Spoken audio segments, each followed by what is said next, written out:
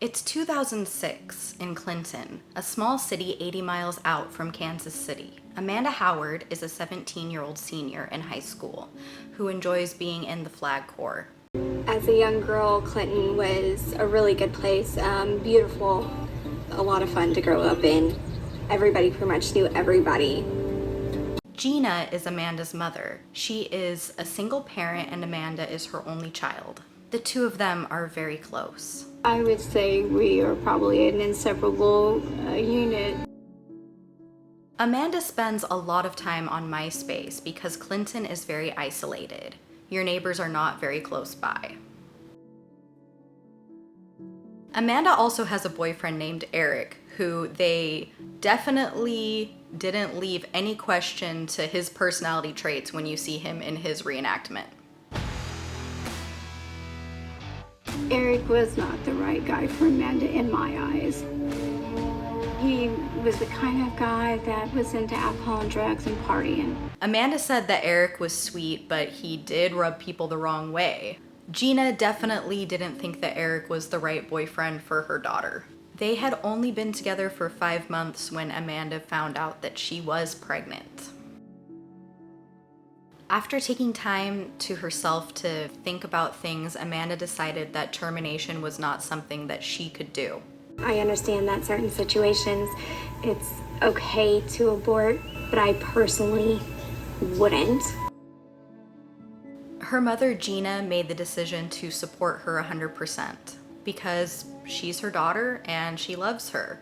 And honestly, Gina, good for you. That's how all parents should be. Eric, on the other hand, is not down with this decision. He tells Amanda that he is not ready to be a father and he breaks up with her and also decides he does not want to be a part of their baby's life.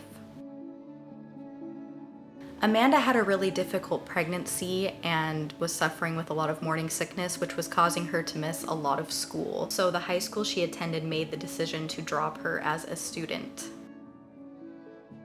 Now Amanda is feeling more isolated than ever before. No boyfriend and no school time. She turns to her online community on MySpace for a connection. She's close with her mother, but she craves a connection to someone who understands what she's going through. Even with all her searching on MySpace, she can't seem to make the connection that she wants so badly. Gina and Amanda are struggling financially to make ends meet. Amanda starts to wonder if she's made the wrong decision keeping this baby. But once she has her 20-week ultrasound, all of her fears melt away. She finds out she's having a boy, and she feels more connected to this child than ever before. As soon as we saw that it was a boy, it was a wonderful feeling. And until you have that moment, you can't really describe it. It's just an amazing feeling. She knows that she's made the right choice. She decided to name her baby boy Ethan. Amanda, now with this newfound motivation, decides she's going to do everything she can to support this baby and to help her mother. She again turns to MySpace for help. She posts in a few groups seeing if anyone has any hand-me-downs or extra baby items that they want to part with. She soon gets a response from a woman she doesn't know, named Ashley. She didn't immediately reply. Instead, she went to her profile and lurked a little bit.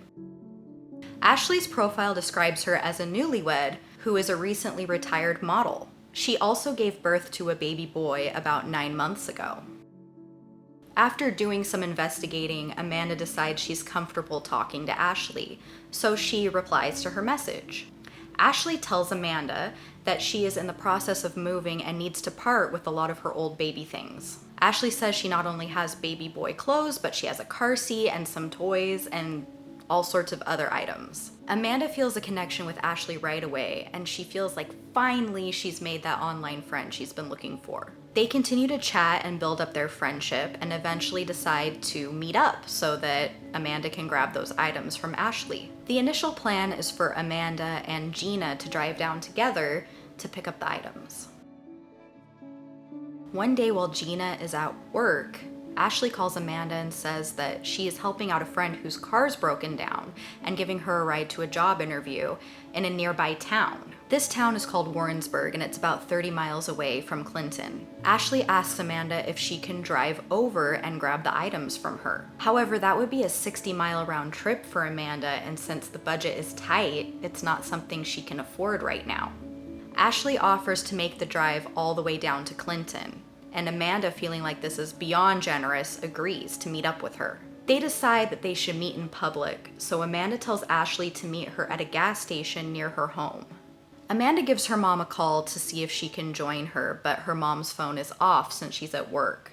So Amanda decides not to even leave a message and bother her mother at work, and grabs her car keys and heads out the door to the gas station. She notices as she's driving there that her tank is quite low, and she feels very relieved that Ashley was willing to meet up with her near her home. Ashley described her vehicle to Amanda, and when Amanda pulls up to the gas station, she sees the car that was described as she turns in. So she immediately parks and hops out. When Amanda first sees Ashley, she doesn't recognize her. Except for her hair color, she really doesn't resemble her pictures at all from MySpace. Amanda sort of shrugs it off because she figures that her body probably has changed a lot since pregnancy, and she doesn't really know how old the modeling pictures were on the profile. Ashley even sort of makes some self-deprecating jokes and says, "Oh, you must not even recognize me because those pictures are so old."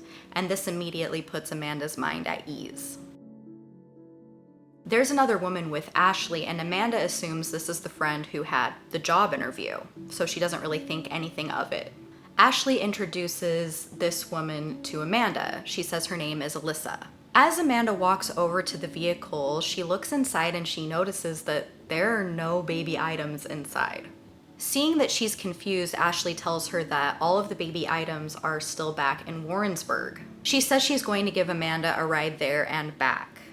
Amanda feels kind of conflicted about this, but she needs those items for her child, and she's willing to do whatever it takes to provide for him, so she hops in the back seat. During the car ride initially, everyone starts chatting and Amanda starts feeling a lot more comfortable. The vibe starts to feel similar as the one they had online. But after a little while, the mood begins to change. Ashley and Alyssa keep passing Ashley's phone back and forth to each other. I don't know if anyone does this anymore, but I know there's been a lot of times I did this with my friends, where you type a message into your friend's phone and then you hand it to them and they delete it and they write you something back. And that way you can talk like privately with no one really hearing what you're saying. It seems now, because cell phones are so available, that people don't really do this anymore, but I think my husband and I have still done this on occasion. Amanda is immediately put off by this. She feels very uncomfortable because what is it they're talking about that they can't just say in front of her? It's very suspicious.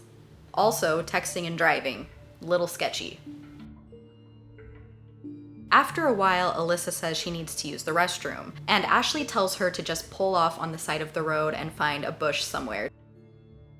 Amanda's anxiety starts to grow. She starts to think about taking off, making a run for it, but she's 20 miles away from home, or even the nearest city at this point. She's 9 months pregnant. She doesn't feel comfortable walking that far. When Alyssa comes back to the car, the tension seems to grow even more. After Alyssa gets in, she doesn't make any moves to start the car at all. And a few minutes go by and she finally turns and looks back at Amanda, and then she looks at Ashley and she says, "Okay, how are we gonna do this?" Amanda panics, realizing that she probably is in danger, and says, "Do what?" She then pulls out her phone to call 911. Right when she's starting to press the 9, Ashley turns around and pepper sprays her right in the face. While Amanda is blinded, Ashley takes her phone and hides it away. Amanda cannot see for several minutes of the drive, and she's noticed something else. She hasn't felt her baby move in quite some time. Blind and sobbing, she begs the other two women to take her to the hospital. She tells them she won't tell anyone what happened, please just let her go, and please take her to the hospital so she can check on her child. At the same time, Gina is arriving home from work and she sees that Amanda is not home. But she doesn't panic. She just assumes that Amanda is out with friends, and so she just sort of goes about her business. Back in the car, Alyssa seems to be having second thoughts about this whole thing. She tells Ashley that she thinks they should take Amanda to the hospital. Amanda feels like maybe Alyssa is having regrets, and she decides that she's going to focus most of her energy on her so that maybe she will help her get out of this situation. Ashley says no, that they will not take her, and Amanda sees very quickly who is the boss here, and she can only hope that Alyssa will eventually feel so bad that she will change her mind and help her out of this situation. But as for right now, Ashley's in charge. Ashley even tells Amanda to shut up and stop crying. After some time, Amanda's vision begins to clear and she sees a police car on the side of the road. But she's not the only one who sees it. Ashley also sees it, and she tells Amanda that if she makes any moves to alert the police officer to anything, that she will not hesitate to kill her. Amanda, terrified, watches her chance of escape get farther and farther in the background as they drive away. She remembers thinking to herself at that time, the only way I'm going to get to the hospital is in a body bag. After driving for several minutes, they eventually get to a very beat up and run down motel. Ashley tells Amanda to get out, and Amanda says, no way. Ashley says, either you walk or I'm forcing you. Begrudgingly, Amanda allows Ashley to escort her into the motel room. When she enters the room, she sees plastic across the bed. She also sees some shiny instruments on the bedside table, along with rope and duct tape. Ashley punches Amanda and she falls over. She then proceeds to bind her with the rope and put duct tape across her mouth. Alyssa runs to the bathroom and throws up, and Amanda thinks, maybe she'll help me, maybe I can get out of here. But then Alyssa runs out of the bathroom and she says, I can't do this, and she runs off. Realizing that Amanda is now alone with Ashley and there's no one there to potentially help her, she starts to fight for her life. But Ashley is a lot larger than she is and easily overpowers her. Because her hands are bound, Ashley beats her pretty badly. Amanda, during the beating, starts to just sort of disassociate and go numb. She can remember seeing Ashley's eyes glaze over with rage, and it was terrifying. In her daze, she hears the voice of a friend who had passed away a few years earlier. I hear this voice, a voice of a dear friend of mine that had passed away, and he says, just stop fighting, everything's gonna be okay. Amanda, hearing her friend's voice, feels a sense of peace. And during this feeling of peace, she has one more idea for escape. She asks Ashley to use the restroom, and amazingly, Ashley agrees. The one condition is she says that Amanda's hands must remain bound. While inside the bathroom, Amanda desperately tries to think of a plan. She still hasn't felt the baby move, and she's terrified that he has passed away. She starts to pray, and in her prayer she says, please God, please save me and my baby. Suddenly, there's a knock on the motel room door. Amanda's initial thought is, oh no, is this going to be someone else I have to fight? She can't hear well from the bathroom, and she wonders if she should just make a run for it. But at that moment, there's a knock on the bathroom door. It's the police. It seems that when Alyssa fled the scene, she went to a payphone and she made an anonymous call to the police department to come and save Amanda. The first thing Amanda says to the police officers is, take me to the hospital. While she's being rushed there, the police look through the hotel room and try to make sense of what they're seeing. During their search, they find a birth certificate and they find a baby identification bracelet that is usually placed around an infant's foot while they are in the hospital. Both the band and the birth certificate have the name Johnny Gash on them. They also identify the shiny objects on the bedside table as a fish gutting kit. Ashley claims that she and Amanda are at the motel willingly together. She says that she is helping her do a home birth. And the police are like, yeah, sure. And they pretty much immediately take her into custody. They also have dispatched officers to track down Alyssa so that they can ask her further questions. They are quick to realize that she is Ashley's accomplice. She explains to them that she got cold feet, and so she called them to come intervene. The police do a background check on Ashley Smith, and they find out that there is no such person.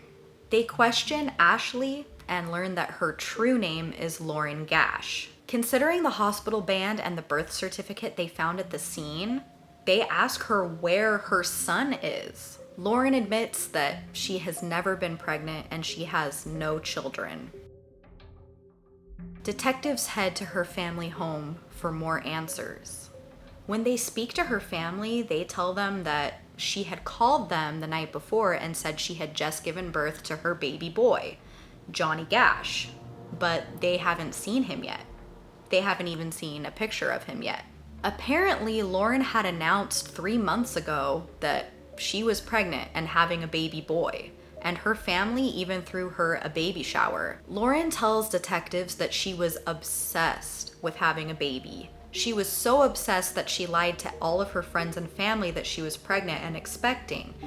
And when she realized that she would have to inevitably produce a baby at some point, she went to MySpace to find a victim. When she found Amanda on MySpace, she realized that Amanda's real due date lined up perfectly with her fake one.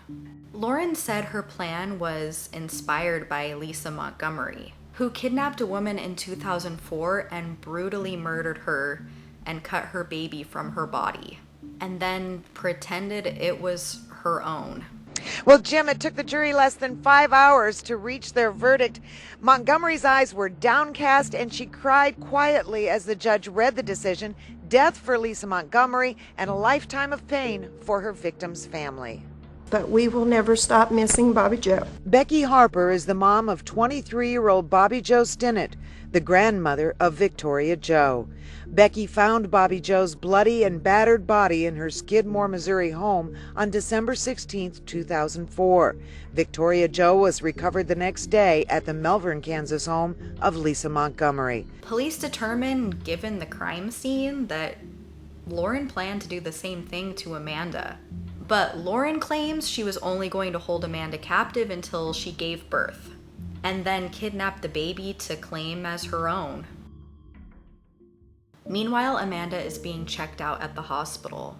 The doctor there tells her that she's in labor and having contractions, and that her baby is fine.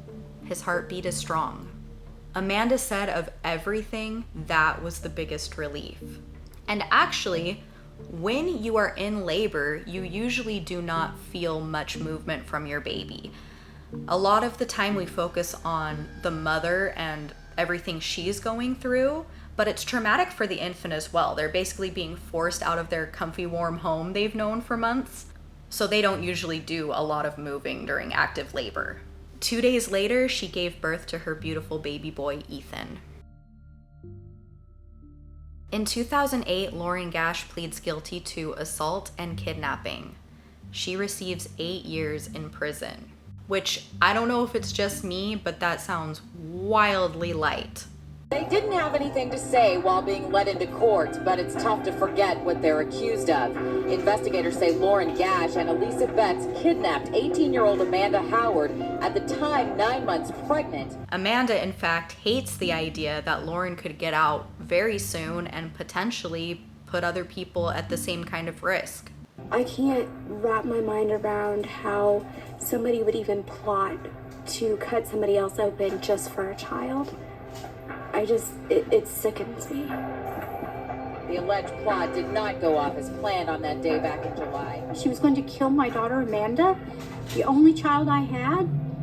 I was very angry, but there wasn't anything I could do except let the law do what they needed to do. Alyssa Betts also pleads guilty and receives 10 years probation. Amanda has forgiven Alyssa because since she got cold feet and fled and called the police, She ultimately saved Amanda and her son's lives. I just want to say I'm sorry. I'm so sorry for what I did in putting you through. Amanda went on to get married, and she had 2 more babies, 2 girls, 2 sisters for Ethan. She's a lot more cautious with her online friendships now.